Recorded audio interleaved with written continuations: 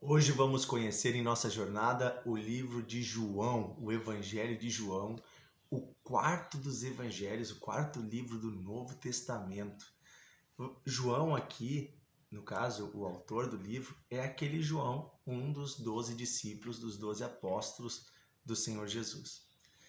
Durante todo o seu livro não é citado o seu nome. O nome de João não é citado nenhuma vez. Isso dá um dos indícios de que ele é o autor do livro.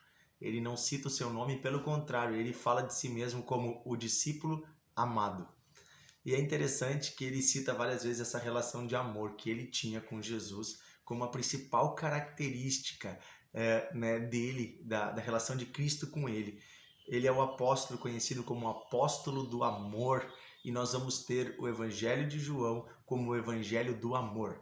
Por quê? Porque o tema amor e o quanto Deus nos amou, ele está presente em todo o livro de capa a capa, do livro de João.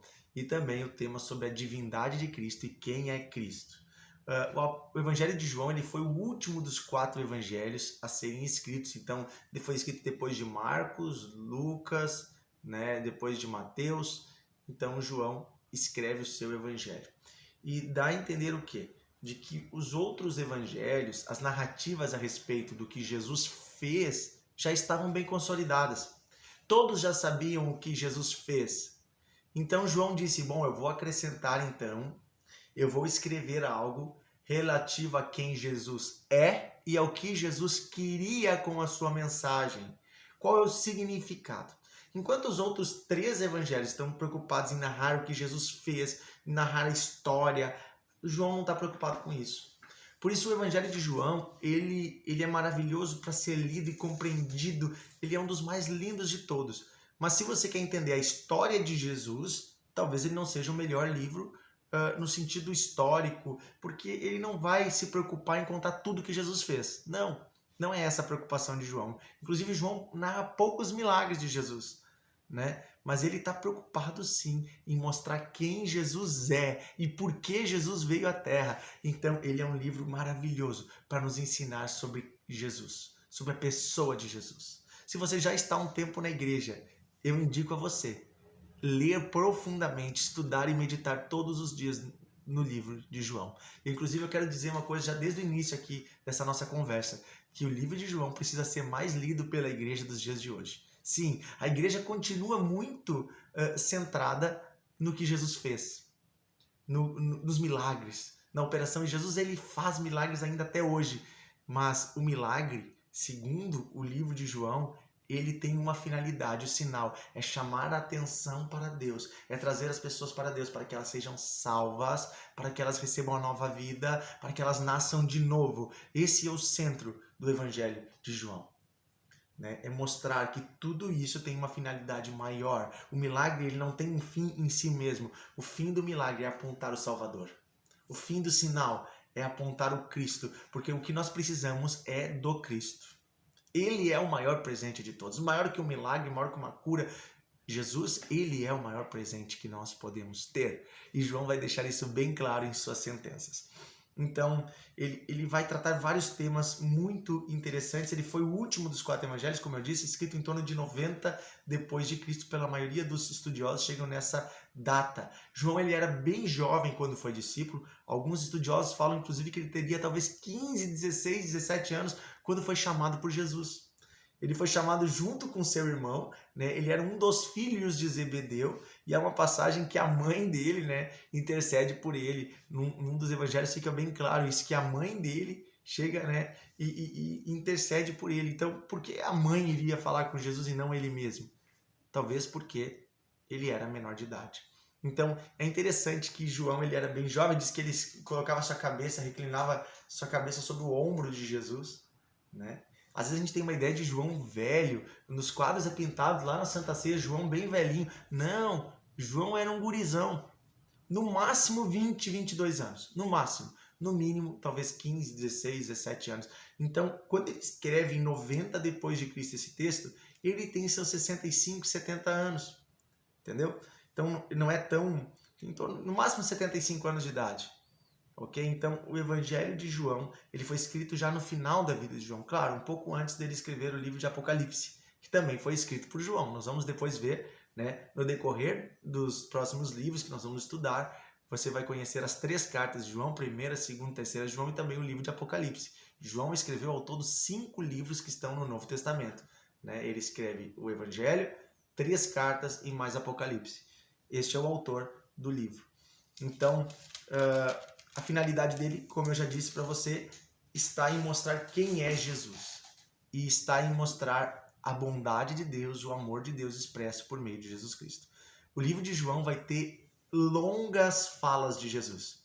Enquanto Mateus, Marcos e Lucas colocam pequenos trechos do que Jesus falava de forma resumida, João vai colocar longas conversas de Jesus, inclusive conversas que não estão narradas nos outros evangelhos, conversas que Jesus tinha com os discípulos quando ele estava à mesa, conversas de Jesus.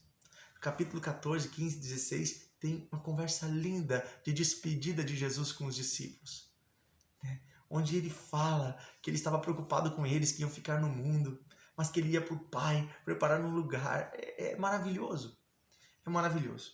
Eu quero destacar algumas passagens de João para que você conheça melhor esse livro, estude ele. No primeiros versículos de João, João capítulo 1, versículo 1, é interessante que ele começa com o mesmo início que tinha lá no livro de Gênesis, no primeiro livro da Bíblia. Lembra que diz, no princípio criou Deus os céus e a terra. Aqui ele diz, no princípio era o Verbo. O Verbo estava com Deus e o Verbo era Deus. Ele estava no princípio com Deus. Ele quem? Jesus. Todas as coisas foram feitas por intermédio dele, sem ele nada do que foi feito se fez. A vida estava nele e a vida era a luz dos homens. A luz resplandece nas trevas e as trevas não prevalecem contra ela. E depois no versículo 14 diz assim, e o Verbo se fez carne e habitou entre nós, cheio de graça e de verdade. E vimos a sua glória, como a glória do unigênito do Pai. Olha só, então ele começa dizendo o seguinte, eu estou falando sobre Jesus, mas Jesus não é só um homem nascido aqui nessa terra, filho de Maria, ele é tudo isso. Mas eu quero mostrar a eternidade. Jesus, ele sempre existiu com o Pai. Lá adiante ele vai dizer, né? Jesus mesmo fala, eu sou um com o Pai. Ele várias vezes se identifica como eu sou. Eu sou é Yahvé. É o título que Deus deu a si mesmo. Jesus se identifica como Deus. Já se sabia pelos outros textos que Jesus era filho de Deus. Mas há uma interpretação que talvez se tinha errada naquela época, de que esse ser filho de Deus significava que ele era um filho de Deus como nós somos filhos de Deus. Não, ele não é um filho de Deus, ele é o filho unigênito. João 13,16 é um resumo de todo o evangelho. Ele diz lá o quê? Porque Deus amou o mundo de tal maneira. Olha só, o amor é o motivo de tudo. O motivo do evangelho, o motivo da criação, o motivo da Bíblia, o motivo de Jesus vir à Terra é o amor. Porque Deus amou o mundo de tal maneira, ele nos deu o seu filho unigênito, o único filho criado da mesma estrutura, criado não gerado, o único filho que ele tem que é igual a ele, que é Deus como ele, filho unigênito, para que todo aquele que nele crê não pereça, não morra, não seja destruído pelo pecado, pelas coisas que se perdem, mas receba a vida eterna. Então aqui ele já mostra o motivo, ele mostra o meio pelo qual Deus fez, ele mostra quem é Jesus e ele diz o nosso destino, ele diz a finalidade, que é a vida eterna, a eternidade que habita em nós. Então João, ele é um evangelho completo. Não que os outros não sejam, mas como ele foi escrito depois, ele disse, tem algumas coisas importantes de serem ressaltadas nesse caminho. E eu quero que vocês conheçam o coração de Jesus. Esse é o objetivo do livro de João. Ele tem passagens maravilhosas que não são citadas nos outros evangelhos. Por exemplo, a conversa dele com a mulher samaritana. É uma conversa maravilhosa. Jesus se depara com uma mulher num poço, uma mulher estrangeira, e ele fica conversando com ela um tempão, dá atenção para ela, torna ela uma evangelista, restaura a vida dela, uma mulher que era mal vista. Sabe? Nós temos outras passagens maravilhosas, né? Aquela conversa, várias conversas que Jesus teve com pessoas, né? De forma isolada, né? São conversas maravilhosas de Jesus, né? E que vão mostrando quem Jesus é. Por exemplo, a conversa de Jesus com Nicodemos, no capítulo 3, um religioso. E ele dá a mesma atenção para Nicodemos que ele deu para a mulher samaritana. Interessante, né? Ele não privilegia o religioso, mas ele também dá atenção ao religioso. E ele diz para o religioso uma coisa: cabe a ti uma coisa, está faltando uma coisa. Você tem que nascer de novo.